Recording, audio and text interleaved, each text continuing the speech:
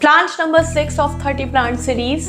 Plant number 6 है हरश्रृंगार पारिजात या नाइट ब्लूमिंग जैस्मिन। ये एक बहुत ही खूबसूरत डिवाइन स्पिरिचुअल लकी प्लांट है, मेडिसिनल प्लांट है, ये एरोमेटिक प्लांट है, ये इससे कॉस्मेटिक बनती है और फूड इंडस्ट्री में भी इस प्लांट का बहुत यूज़ होता है।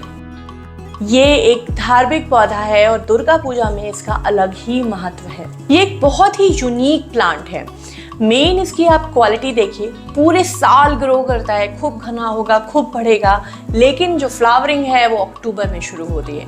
दूसरी क्वालिटी, इसके जो फ्लावर्स हैं वो रात में खिलते हैं और अपने आप गिर जाते हैं। मॉर्निंग में आप देखोगे तो आपको सब जगह इसकी फूल मिलेंगे।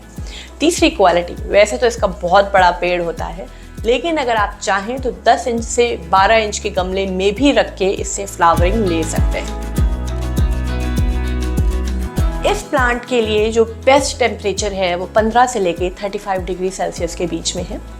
अगर ये प्लांट नया है तो एक्सट्रीम समर में और एक्सट्रीम विंटर में थोड़ा सा स्ट्रेस में जाएगा, लेकिन अगर आपका प्लांट पुराना हो चुका है, आपके घर पे 2 साल रह चुका है, तो ना तो इसको सर्दी से ज़्यादा फर्क पड़ेगा और ना ही इसको गर्मी से ज़्यादा फर्क पड़ेगा। सर्दी में थोड़ा बहुत तो स्ट्रेस में जाएगा। आप फरवरी में इसकी हार्ड प्रूनिंग कर देंगे और ये फिर से ग्रो करना स्टार्ट कर देगा।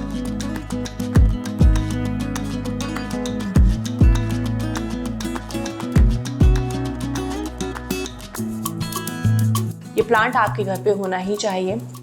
मुझसे बहुत सारे लोग इस प्लांट के बारे में पूछते हैं और मेरे रिलेटिव्स हैं, फ्रेंड्स हैं, नेबर्स, सब इस प्लांट को अपने घर में रखना चाहते हैं क्योंकि ये प्लांट बहुत ज़्यादा अच्छा है।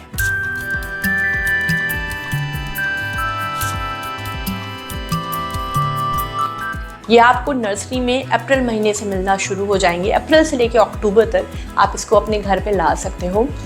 50-60 रुपए में ईजिली मिल जाएगा। दूसरी चीज़ है, आप इसको कटिंग से लगा सकते हो। अगर आप कटिंग से लगाना चाहते हो तो बेस्ट सीज़न है मॉनसून यानी कि अगस्त, और अगर आप इसको बीज से लगाना चाहते हो तो आप फरवरी या अगस्त दोनों ही सीज़न में लगा सकते हो। अगर आप बिगिनर हो तो कटिंग और बीज के चक्कर में मत पड़ो, सीधे आप नर्सरी से जाइए और ले आइए। अब बात यह आती है कि आप इसको कितने बड़े पॉट में लगा सकते हो। देखिए, लगाने के तो आप इसको जितने बड़े पॉट में लगा दो उतना अच्छा है, लेकिन शुरुआत में मैं आपको सजेस्ट करूंगी कि 10 इंच के गमले से, वो भी मिट्टी के गमले से ही शुरू करें। एक बार उसमें सेट हो जाए उसके बाद आप चाहो तो 18 इंच में, 21 इंच में, 26 इंच के कितने भी बड़े गमले में रख सकते हो। आपके पास स्पेस की कमी है, आप 12 इंच के गमले में रखें। हाँ, ये प्लांट बहुत तेज़ी से बढ़ता है, इसकी जड़ें बहुत तेज़ी से फैलती हैं, तो हर साल आपको इसको फरवरी महीने में निकालना है।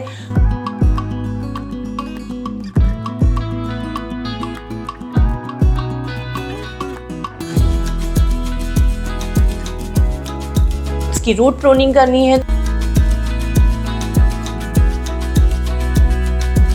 थोड़ी सी मिट्टी चेंज करनी है, फिर इसी में लगा दीजिए। 12 इंच के गमले में आपके घर में ये प्लांट फ्लावरिंग करे। इस प्लांट को कम से कम 4 से 5 घंटे की धूप चाहिए अगर आप चाहते हैं कि ये हेल्दी रहे और इसमें फ्लावरिंग हो। दूसरी चीज़, पानी का आपको ध्यान रखना है। इसको ओवर वाटरिंग बिल्कुल भी नहीं पसंद है। बहुत से लोग बोलते हैं हमारे घर में हरश्रृंगार पनपा ही नहीं, हमने 1 बार लगाया, 2 बार लगाया। बहुत बड़ा कारण है कि इसमें मिट्टी में पानी रुक रहा है। ये जो प्लांट है ना, इसको थोड़ा सा सूखा रहना पसंद है। आप 1 बार पानी दीजिए, रोक दीजिए। जब आप श्योर हो जाएं कि ऊपर की 1-2 इंच की मिट्टी सूख चुकी है, आप तभी पानी देंगे और नीचे तक देंगे, क्योंकि इसकी जड़ें ऑब्वियसली है कि बहुत तेजी से नीचे पहुंच चुकी हूँ। अंडर वाटरिंग बर्दाश्त कर लेगा, लेकिन ओवर वाटरिंग बर्दाश्त नहीं करता है। तीसरी चीज़ जो बहुत ज़्यादा इम्पॉर्टेंट है वो है सॉइल मिक्सचर। इसकी मिट्टी कैसी होनी चाहिए। इस प्लांट के ख़राब होने का सबसे बड़ा कारण है इसकी मिट्टी टाइट है। इसकी मिट्टी बहुत ज़्यादा भुरभुरी और बहुत ज़्यादा न्यूट्रिशियस होनी चाहिए। इसकी मिट्टी कैसे बनाते हैं, जितनी मिट्टी आपके यहाँ है, अगर सैंडी सॉइल है तो आप सैंड को स्किप कर सकते हैं। नॉर्मल चिकनी मिट्टी है, लाल मिट्टी है, कोई भी मिट्टी है, उस मिट्टी को जितना भी आपने लिया है उसका आधा आपको रेत यानी कि सैंड, बालू लेनी है। थोड़ी सी फंगीसाइड, आप चाहे तो दालचीनी का पाउडर ले लीजिए या आप कोई भी फंगीसाइड मार्केट से खरीद के डाल सकते हैं। जितनी मिट्टी है उसका 1/4 आपको कंपोस्ट ऐड करना है, और जितना आपने कंपोस्ट लिया है ना उसका आधा आपको कोकोपीट ऐड करनी है। कोकोपीट थोड़ा नमी को मेंटेन करके रख। ये मिक्सचर परफेक्ट है हर श्रृंगार के लिए, और इसको मिट्टी के पॉट में ही लगाना है शुरुआत में। अब बात करते हैं कि इस प्लांट को हम घना कैसे बनाएं। है तो ये छोटे से पॉट में, लेकिन हमें तो बहुत सारे फूल चाहिए। आपको क्या करना है कि इसकी through out the year pinching करनी है। ऊपर से आपको टिप कट करनी है। मार्च से आप शुरू करेंगे और सितंबर तक आप इसकी पिंचिंग करते जाएंगे। मैं हर 15 दिन में लेती हूँ सीजर और उसको कट करती रहती हूँ, जिससे मेरा प्लांट बहुत घना हो जाता है। सितंबर जैसे ही एंड होता है, अक्टूबर तक इसमें कलियाँ दिखने लगती है और फ्लावरिंग हो जाती है। एक और कटिंग जो बहुत इंपॉर्टेंट है वो है हार्ड प्रूनिंग। अगर आप हार्ड प्रूनिंग नहीं करेंगे तो जो आपका हर श्रृंगार है वो स्ट्रॉन्ग नहीं बनेगा। उसका जो तना है वो पतला रह जाएगा और पतली पतली पत्तियाँ और छोटे छोटे फूल आएंगे। अगर आप चाहते हैं कि आपका हर श्रृंगार मजबूत हो, बैक टू बैक फ्लावरिंग करे, हर साल करे, तो आपको इसकी हार्ड प्रूनिंग करनी होगी। और एक प्रूनिंग जो इसमें बहुत इंपॉर्टेंट है वो ये है कि आप इसकी हर साल रूट प्रूनिंग करेंगे।